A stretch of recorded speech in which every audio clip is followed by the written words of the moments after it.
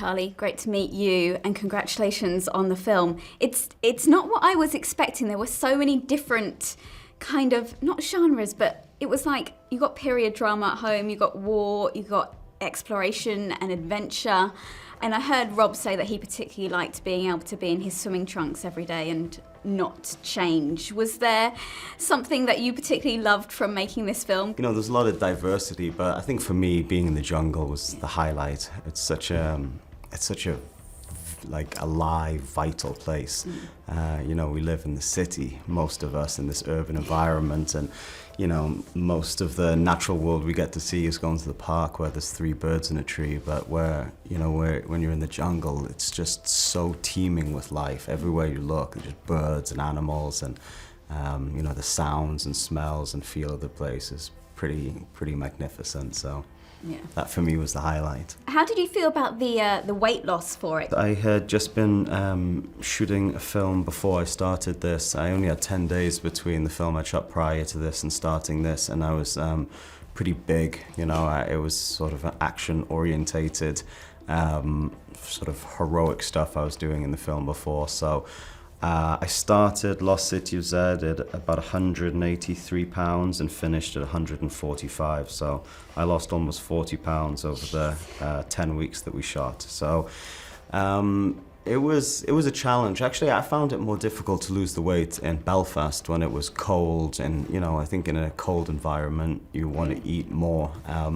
It was very, very hot in Colombia and humid, and slightly easier, but yeah, it was certainly a challenge to lose that much weight and try to stay focused at work every day. You know, we work in the film business 12 to 14 hours a day, so to keep one's concentration for that long while starving is a little bit of a challenge. Obviously, in this, Percy's obsession is finding that lost city in the Amazon. Have you got anything that you get particularly obsessed by or have been in the past? You know, I really feel very fortunate to do the job that I do. I mean, my obsession has always been film, and so when I get a job, particularly a job as demanding and as great an opportunity as this one was, that always becomes my obsession. And while I was shooting this, there was never 1 second from the beginning to the end of production that wasn't dedicated directly to this. I mean, I switched my phone off, switched the computer off, and didn't have any technology, no distractions for 4 months. I didn't make a single phone call. I didn't send an email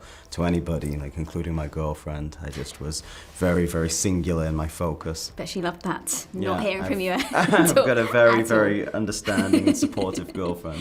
And how do you feel about playing Tom Holland's dad? Because you're not an old guy. I don't think you're old enough to be his dad. And I think unfortunately I am actually technically, if I'd started very young, but I would have still been at legal age. I could have been his father, which is humbling. To, you know, time passes very quickly, and before you know it, you're playing guys' fathers in films. So yeah, I mean, it certainly was a sort of a moment of epiphany for me that I thought, oh wow, this is where I am in my career, where I'm playing the dad, not the son. That's crazy. Most of us don't see you as the dad role yet, so you're okay. And I eat a lot of avocado and moisturize every day, so I'm hopefully a young-looking 37. Exactly. And obviously being on this press tour, like with Rob and with Sienna, and Rob has a lot of crazy fans from his Twilight days. What's it been like? It's good, you know, it takes a lot of the pressure off me. I mean, I did a press conference the other day, and it was nice. I just took a little nap because